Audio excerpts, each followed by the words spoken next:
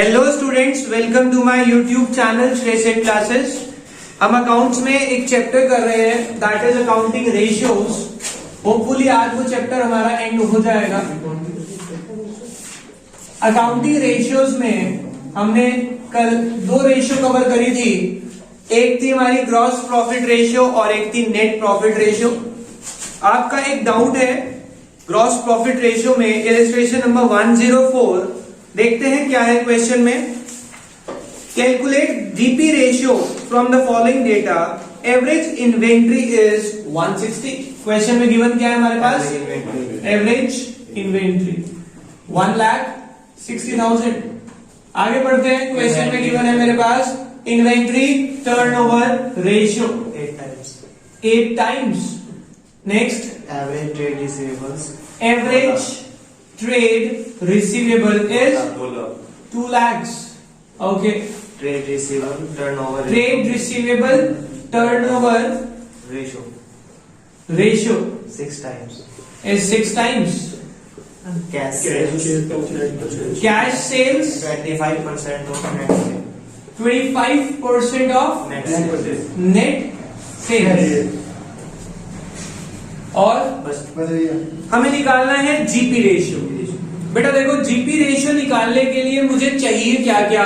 GP upon RFO into 100।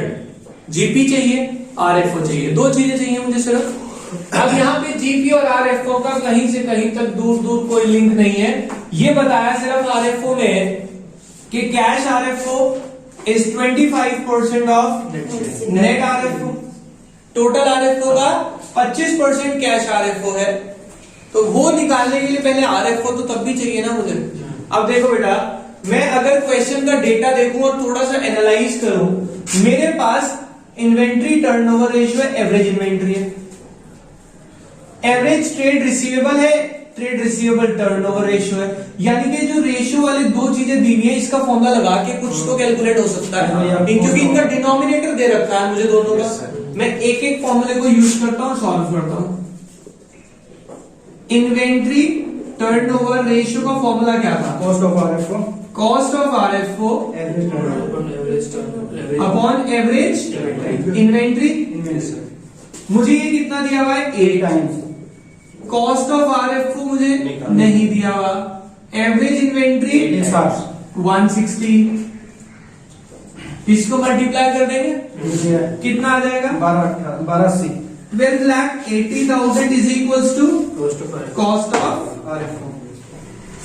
बेटा मैं इसको अभी कहीं यूज नहीं कर रहा, इसमें कोई दिमाग नहीं लगा रहा। पहले मैं एक काम करता हूं, जो दूसरी रेशियो दी हुई है उसको भी यूज करके जो निकलता निकाल लेता, फिर इनको यूज करना देखेंगे कैसे करना है।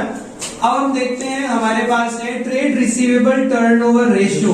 इसका फॉर्मूला क्या होता है? नेट क्रेडिट सेल्स, यानी कि क्रेडिट आरएफओ आ जाएगा आपके पास, अपॉन एवरेज ट्रेड। ये कितना दिया हुआ है? 6 टाइम्स। नेट क्रेडिट सेल मेरे पास नहीं है, ये दिया हुआ है 2 lakhs, 12 लाख। यानी कि क्रेडिट सेल मेरे पास आ जाएगी, कितनी आ जाएगी? 12 लाख। Net credit sale. ठीक है बेटा, मेरे पास कॉस्ट ऑफ आरएफओ आ गया, क्रेडिट सेल आ गई, पर मुझे फॉर्मूले में क्या चाहिए? क्रेडिट सेल या टोटल सेल? टोटल सेल्स चाहिए ना। तो मैं टोटल सेल के लिए इस जो कॉन्सेप्ट को यूज करता हूं कि cash sale is 25% of the total sales. तो हम क्या करते हैं? Let the total RFO be x, therefore cash RFO कितना क्या रखा है? 25% ऑफ आरएफओ, यानी कि 25% of x is equal to 0.25x। फिर हमें पता है total RFO is equal to cash RFO plus credit RFO. Total कितना है मेरे पास? x, कैश कितना है? 0.25x, और क्रेडिट आरएफओ अभी निकाला मैंने 12 lakhs। इधर जाके प्लस हो जाएगा। 1.25x is equal to 12 lakh, x is equal to 12 lakh upon 1.25 minus होगा ना उधर जाके, सॉरी 0.75x, तो अपॉन में आ जाएगा 0.75, जी डेसिमल हटाया इनटू 100, 25 से कट करते हैं 3 4, 3 1 जा 3 4 जा 4 into 4, it comes out to be 16 lakhs। तो 16 लाख क्या आ गया मेरा, आरएफओ आ गया, राइट। आरएफओ है, कॉस्ट ऑफ आरएफओ है, जीपी निकाल सकता हूं, जी भैया। Cost of RFO. अच्छा यहाँ पे x 16 लाख आया ना, तो यहां लिख लेते हैं therefore RFO is equals to 16 lakh. अब इससे मुझे ना डाटा यूज करना इजी हो जाएगा। आरएफओ आ गया 16 लाख। अब मैं कॉस्ट ऑफ आरएफओ का फॉर्मूला लगा रहा हूं, cost of RFO is equals to RFO minus GP. Cost of RFO कितना था, 1280। आरएफओ आ गया 16 लाख माइनस जीपी, ये इधर चला जाएगा, ये इधर आ जाएगा, तो जीपी इज इक्वल्स टू 3,20,000। बेटा ये आ गया जीपी, ठीक है, ये रहा आरएफओ। वैल्यू पुट करेंगे answer, that's it. This is illustration number 104। चलो बेटा देखो, आज अब इसके बाद डाउट के बाद हम एक नया टॉपिक स्टार्ट कर रहे हैं। टॉपिक हमारा चल रहा था लास्ट रेशियो, प्रॉफिटेबिलिटी रेशियो। इसमें हमने जीपी रेशियो और एनपी रेशियो कल कवर कर ली थी। इसका थर्ड पॉइंट जो आज कराना है that is operating ratio. Operating ratio का फॉर्मूला क्या है बेटा, ध्यान से पहले फॉर्मूला समझते हैं क्या है। Cost of RFO upon plus operating expenses upon RFO into 100।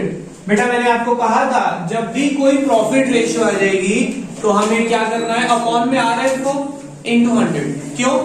क्योंकि जब भी आप प्रॉफिट निकालना चाहते हैं, प्रॉफिट की रेशियो, प्रॉफिट किसके रिस्पेक्ट में होता है, सेल्स के रिस्पेक्ट में, कि आपने इतने की सेल करी तो इतना कमाया, तो इसलिए अपॉन में तो सेल्स ही आएगा, यानी कि आरएफओ इंटू 100। पर फॉर्मूला क्या है, cost of RFO plus operating expenses upon RFO into 100। अब बात आती है सर ये ऑपरेटिंग एक्सपेंसेस क्या है, ये दोनों तो हम यूज कर सकते हैं, निकाल सकते हैं। सिर्फ एक ऑपरेटिंग एक्सपेंस पे थोड़ा सा डिस्कशन है, उसके बाद हमारा सारा फॉर्मूला सॉल्व हो जाएगा। अब इसका आंसर भी देखिए, आप किस में ड्रॉप करने वाले बेटा, परसेंटेज में। अब इधर ध्यान से समझेंगे, अगर मैं थोड़ा सा 11th का डिस्कशन करूं कि हमने 11th में दो अकाउंट बनाए थे, एक ट्रेडिंग अकाउंट और एक हमारा था profit and loss account. Trading account में हम लिखते थे डायरेक्ट एक्सपेंसेस। कौन से expenses? Like wages, carriage inward, factory rent, factory lighting, coal, fuel, वो सब डायरेक्ट एक्सपेंसेस थे जो आते थे ट्रेडिंग अकाउंट में, जो हम कॉस्ट ऑफ आरएफओ में यूज कर चुके हैं। ठीक है, कॉस्ट ऑफ आरएफओ के फॉर्मूले में है ना डायरेक्ट एक्सपेंसेस, तो वो यूज हो गए। अब डायरेक्ट एक्सपेंसेस के अलावा प्रॉफिट एंड लॉस अकाउंट में खर्चे आते हैं जिसको हम बोलते हैं इनडायरेक्ट एक्सपेंसेस। इनडायरेक्ट एक्सपेंसेस कौन से होते हैं बेटा, ध्यान से समझेंगे। प्रॉफिट एंड लॉस अकाउंट में जो हम खर्चे लिखते हैं बेटा, डेबिट साइड में आते हैं, पीएनएल अकाउंट में खर्चे, वो सारे खर्चे कौन से खर्चे होते हैं हमारे, सारे इनडायरेक्ट एक्सपेंसेस। इधर देखो बेटा, इनडायरेक्ट एक्सपेंसेस, इनडायरेक्ट एक्सपेंसेस जो होते हैं प्रॉफिट एंड लॉस अकाउंट के, इसमें फर्दर ये दो तरह के होते हैं। मैंने आपको कल हिंट दिया था इसका, जीपी रेशियो में, एनपी रेशियो में। इनडायरेक्ट एक्सपेंसेस जो पीएनएल में डेबिट साइड आते हैं वो दो तरह के होते हैं, एक होते हैं ऑपरेटिंग और एक होते हैं नॉन ऑपरेटिंग। ठीक है, आप ऑपरेटिंग एक्सपेंसेस और नॉन ऑपरेटिंग एक्सपेंसेस के बीच में अगर जनरल मीनिंग का डिफरेंस समझे, ये वो खर्चे हैं जो बिजनेस को चलाने के लिए जरूरी है, तो नाम रखा ऑपरेटिंग। जो बिजनेस को चलाने के लिए जरूरी नहीं है उसका नाम क्या रखा, नॉन ऑपरेटिंग। तो सर जो बिजनेस को चलाने के लिए जरूरी है, क्या हम उससे उन खर्चों को आइडेंटिफाई कर पाएंगे? अगर ऑपरेटिंग एक्सपेंस कह दिया फिर तो फॉर्मूला बहुत आसान है। अगर ऑपरेटिंग एक्सपेंस का नाम बता दिया फिर हमें दिक्कत हो जाएगी। तो हम 5 खर्चों को ऑपरेटिंग एक्सपेंस ट्रीट करते हैं, बाकी सारे खर्चे हमारे नॉन ऑपरेटिंग में चले जाएंगे। कौन कौन से 5 खर्चे हैं जो हम ऑपरेटिंग एक्सपेंस में लिखते हैं, वो कौन से हैं बेटा? देखो ध्यान से समझना एक बार, ऑपरेटिंग एक्सपेंस में कौन कौन से आते हैं। Operating expense is equals to employee benefit expense. अब बेटा एम्प्लॉय बेनिफिट एक्सपेंस कौन से होते हैं, ये सिर्फ आपको जनरल मीनिंग बता रहा हूं। इसमें आपकी सैलरी आ सकती है, कमीशन आ सकती है जो आपने किसी एम्प्लॉय को दी है काम करने के लिए। दूसरा आपका इसमें आ सकता है डेप्रिसिएशन एंड अमोर्टाइजेशन। डेप्रिसिएशन आप सब समझते हैं, वैसे अमोर्टाइजेशन भी बहुत बार बता दिया। कोई बताएगा अमोर्टाइजेशन का मतलब क्या होता है? यस, कौन से?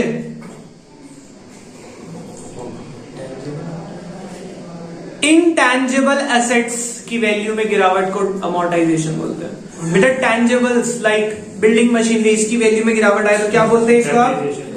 Depreciation.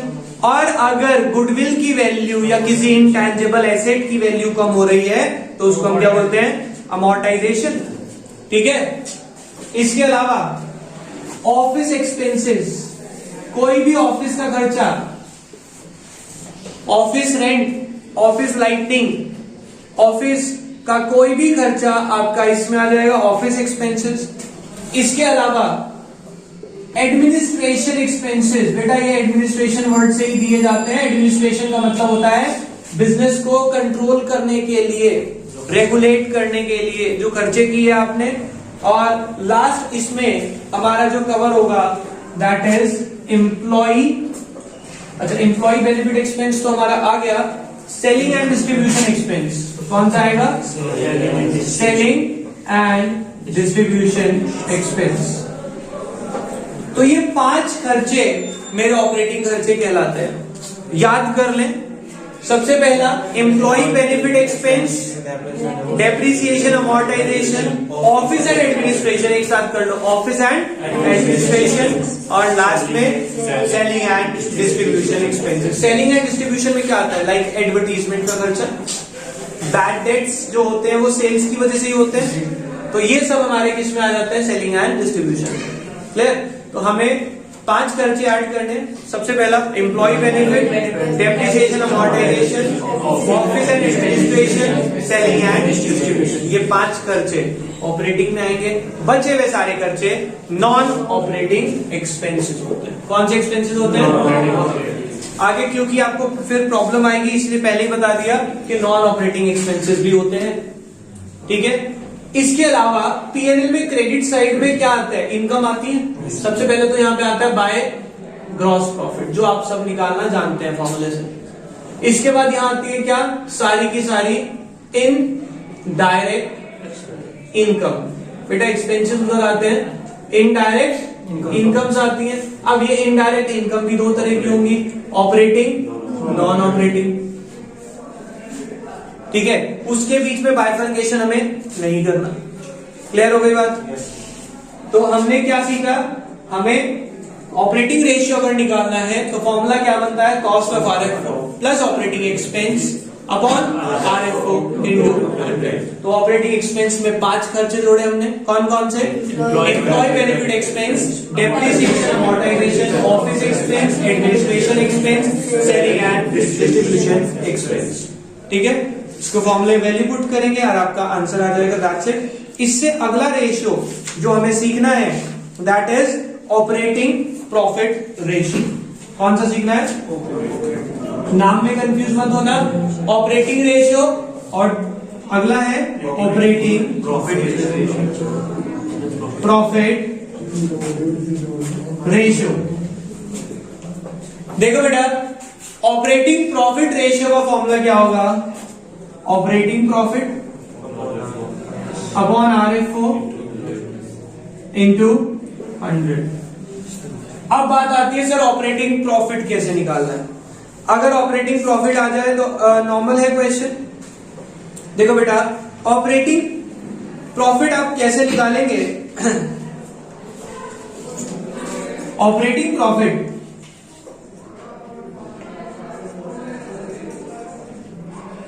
Is equals to gross profit. आप सब निकालना जानते हैं बेटा। ग्रॉस प्रॉफिट में हम प्लस करेंगे सारी ऑपरेटिंग इनकम, माइनस करेंगे ऑपरेटिंग एक्सपेंसेस। इसका मतलब क्या हुआ बेटा, देखो मैंने पीएनएल बनाया था। पीएनएल में आपका शुरू कहां से होता है, ग्रॉस प्रॉफिट से। इसमें मैंने कहा इनकम दो तरह की, एक्सपेंसेस दो तरह के। तो मुझे ऑपरेटिंग प्रॉफिट निकालना है, तो जीपी में कौन सी इनकम प्लस करूंगा, ऑपरेटिंग इनकम प्लस कर दूंगा, माइनस क्या करूंगा, ऑपरेटिंग एक्सपेंसेस। तो मेरा जो प्रॉफिट आएगा वो नेट प्रॉफिट नहीं होगा। कौन सा प्रॉफिट होगा, ऑपरेटिंग प्रॉफिट। अब एक बात बताएं, जीपी आपको निकालना आता है, ऑपरेटिंग एक्सपेंसेस आपको निकालने आते हैं। अभी सिखाइए 5 खर्चे ऑपरेटिंग एक्सपेंसेस। ऑपरेटिंग इनकम जो है वो आपको ऑपरेटिंग इनकम के नाम से ही गिवन होती है क्वेश्चन में, या फिर इंटरेस्ट रिसीव, कमीशन रिसीव, कोई भी ऐसी इनकम जो पीएनएल में क्रेडिट साइड में आती है वो ऑपरेटिंग इनकम होती है। अब आप कहते हैं सर हमें तो पता नहीं कौन सी इनकम आती है पीएनएल में क्रेडिट साइड। बेटा ट्रेडिंग अकाउंट में एक ही इनकम आती है, कौन सी, सेल्स। सेल्स के अलावा कोई भी इनकम हो सारी पीएनएल में जाती थी। अगर आप थोड़ा सा दिमाग से सोचें तो सारी की सारी इनकम सेल के अलावा जो भी रिसीव हो रही है, रेंट रिसीव, कमीशन रिसीव, वो सब इसमें ऐड हो जाएंगी, किसमें, जीपी में। और ऑपरेटिंग एक्सपेंस यानी 5 खर्चे माइनस हो जाएंगे। क्या आ जाएगा, operating profit upon RFO into 100। Clear हो गया, कोई प्रॉब्लम। अब इसका आंसर भी आप किस में आएगा, परसेंटेज में। तो ये नॉन ऑपरेटिंग का क्या होगा, नॉन ऑपरेटिंग का कोई यूज यहाँ पे नहीं है। इनकम का भी हो रहा है दोनों। जी बेटा कल जो आपको नेट प्रॉफिट रेशियो कराई थी, नेट प्रॉफिट रेशियो में अगर आप याद करें मैंने क्या कहा था, net profit ratio is equal to net profit upon RFO into 100। और नेट प्रॉफिट का फॉर्मूला कराया था gross profit plus all income, indirect income सारी आ रही थी, चाहे ऑपरेटिंग हो चाहे minus operating expenses, non operating expenses, क्योंकि वहां लिखवा देता माइनस इनडायरेक्ट एक्सपेंस। तो वहां में ये सारी यूज होंगी, क्योंकि इससे जब सारी इनकम प्लस सारे एक्सपेंस माइनस करते हैं तो मेरे पास क्या आता है, नेट प्रॉफिट आता है। समझ आ गई बात, ठीक है। चलो अभी आज हम इतना ही कर पाएंगे, क्योंकि अगला जो फॉर्मूला है वो है तो बहुत छोटा सा फॉर्मूला। चलो अभी देखते हैं, 1 मिनट से क्लास को पॉज करो, आप यहाँ फोटो क्लिक करो। ठीक है बेटा, आज हम इसको इतना ही करेंगे इस वीडियो में, बाकी करेंगे नेक्स्ट वीडियो में। अभी के लिए बाय बाय।